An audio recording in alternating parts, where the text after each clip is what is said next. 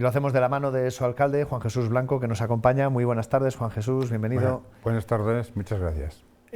Hablamos de Guardo, de un verano que ha sido bastante movido, que ha tenido mucha actividad, y en lo más quizá reciente, también en lo cultural, no solo en lo turístico, ha ido de la mano, porque se está trabajando desde hace tiempo en Guardo por impulsar todo lo que tiene que ver con ese camino olvidado, cada vez menos olvidado, y por poner algunos ejemplos, lo más reciente, la publicación de ese disco y, en definitiva, esa apuesta por distinguir al peregrino del año, ¿no?, al peregrino de honor, Sí. y por, en definitiva, impulsar este recorrido para convertir a Guardo en un referente del mismo.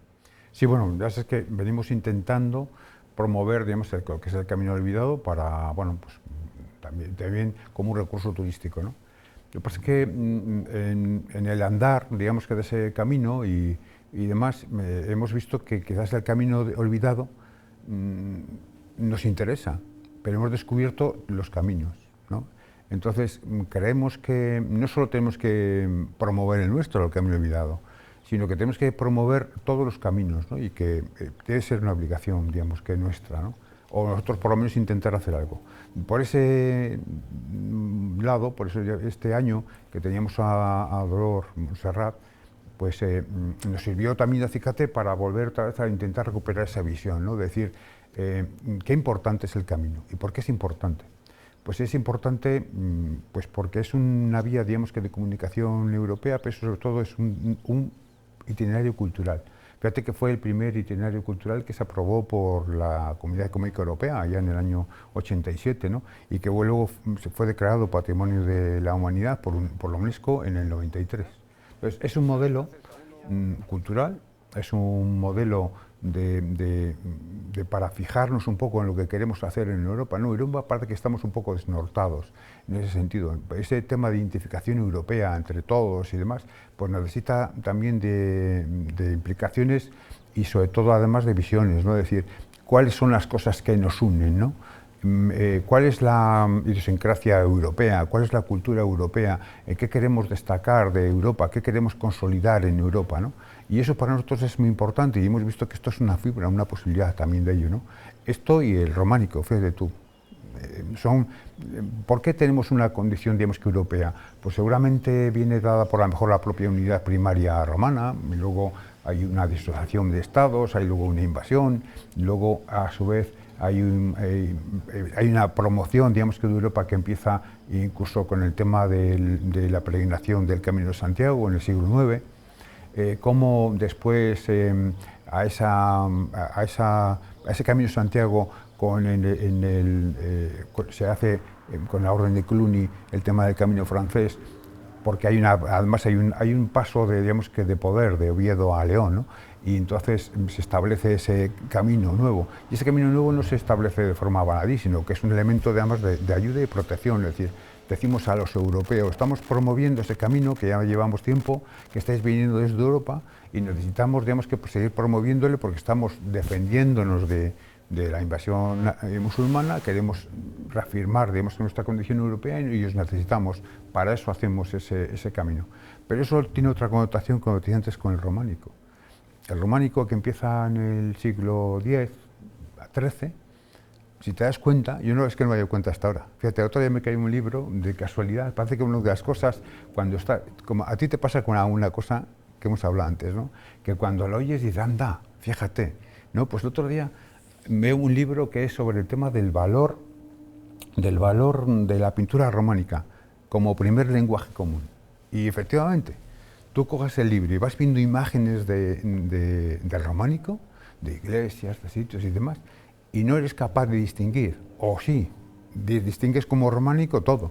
Una imagen alemana, una francesa, una italiana, una de Cataluña, una nuestra, y es un lenguaje común. Bueno, pues como tenemos ese tema pendiente, ya no de construir Europa, sino de reafirmarnos en Europa, pues creemos que este año el tema del camino tiene que ir por ese camino, por reivindicar el camino de Santiago, todos los caminos de Santiago, como una referencia cultural europea y que nos dé ese pensamiento. Dentro de esa historia está el tema, como has dicho tú, del disco, ¿no? El disco que es una otra referencia, igual que el románico, igual que el camino, la música. La música es otra connotación cultural del camino.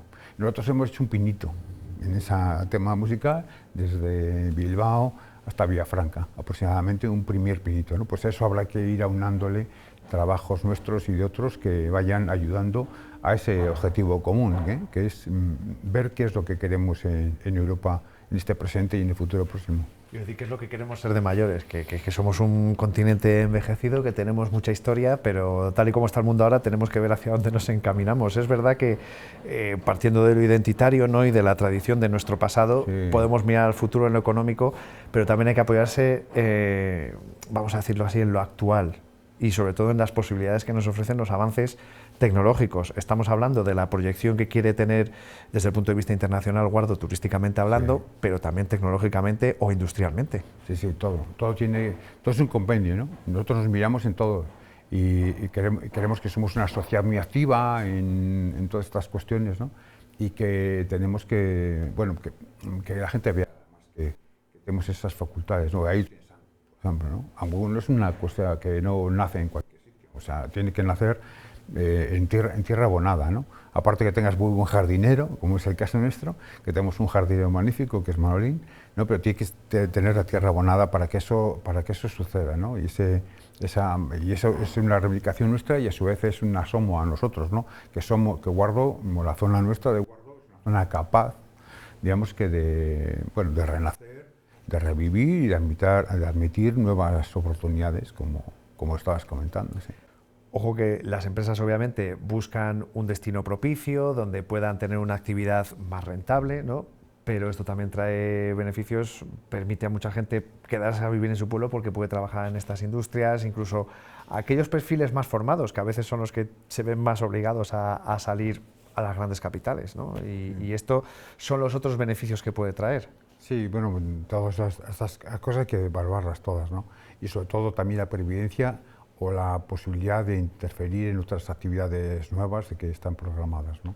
Entonces, bueno, pues ahora hablamos del tema del biogás, que son una planta que va a procesar hasta 200.000 toneladas de producto y que va a sacar dos, evidentemente, ¿no? Que es el metano, que se puede hacer muchas cosas con él, y el digestato, ¿no? El digestato se volverá a emplear como abono ya seco, sin olores y nada de eso, digamos que en actividades agrícolas, que al precio que está ahora mismo todo el tema de abonos, pues es una cosa estupenda, y además se va a concentrar toda esa posibilidad en un espacio, ¿no?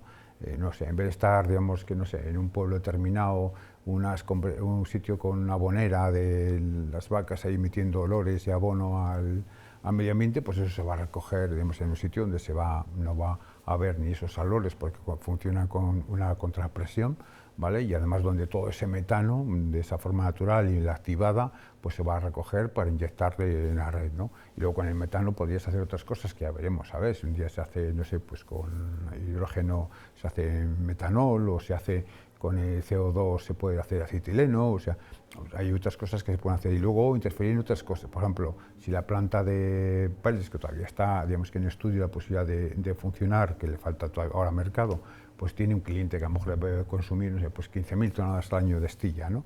Que mañana se puede utilizar posiblemente el propio horno el tema de esa quema de esa astilla, o incluso ahora del sacado del tema de los pellets, para capturar ese CO2 y ese CO2 convertirlo en acetileno u otra cosa, ¿no? Entonces, todo eso es importante y además que asegura también la pervivencia, por ejemplo, de Porcil, que le va a gestionar parte, no todos, pero parte del tema de los purines que fabrica. Luego creo que todas son ventajas. Hay gente que luego, pues ya sabes, que si va a explotar, que si produce cáncer, que si no sé, unas cosas muy raras, ¿sabes? Que se inventan la gente y bueno, que todo tiene su mercado, ¿no?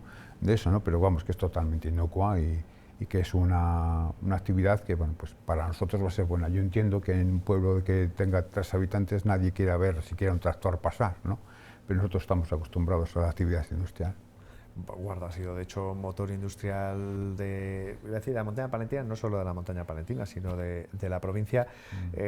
Esto invita a ver posibilidades de futuro porque es una combinación entonces de distintas apuestas. La turística, hablábamos el camino olvidado, me venía a la cabeza también las rutas, el BTT, ¿no? Todo tipo de propuestas. Por cierto, el domingo inauguramos otro de los circuitos ahí en Guardo, en Valdecastro, a las 12. Si quieres estar, ahí te invitamos, ¿no? Pues no es y mal no destino, te mando un vídeo, no es mala unas excusa fotos. para subir. Sí. Oye, si nos lo mandan, lo aprovechamos y lo enseñamos. A lo que ves a que si vemos que ponemos los huevos en distintas cestas. Sí, nosotros apostamos por todo, no despreciamos a nada, ¿no? Porque nunca sé saber dónde está la oportunidad, ¿no? Incluso muchas veces las oportunidades están en un fallo, en un problema. Fíjate, el ANGU, por ejemplo, nació también de un problema, de una unificación de institutos que liberaba un espacio. Y estábamos constreñidos en uno y eso nos facultó el que creciera pues, de esa forma, ¿no? Y además que tuviera los espacios estupendos y adecuados para la formación. Entonces, no hay que desesperar ante un problema, hay que buscar a ver cómo somos capaces de orientarle para que funcione. No siempre acertamos, indudablemente, pero no vamos a dejar de esperar y de trabajar en ello. Y nosotros lo seguiremos contando, que además todo lo que sea contar buenas noticias de nuestro territorio, bienvenido sea. Juanje, muchas gracias como siempre por haber venido, que tienen un buen paseo desde allí. Nada, para mí es un placer y para Guardo una oportunidad, así que muy agradecidos. Si es que a nosotros nos encanta hablar y contar todo, digo buenas noticias por descontado, pero contar todo lo que ocurre en nuestra montaña palentina, en nuestro territorio, como no también en la comarca de Guardo.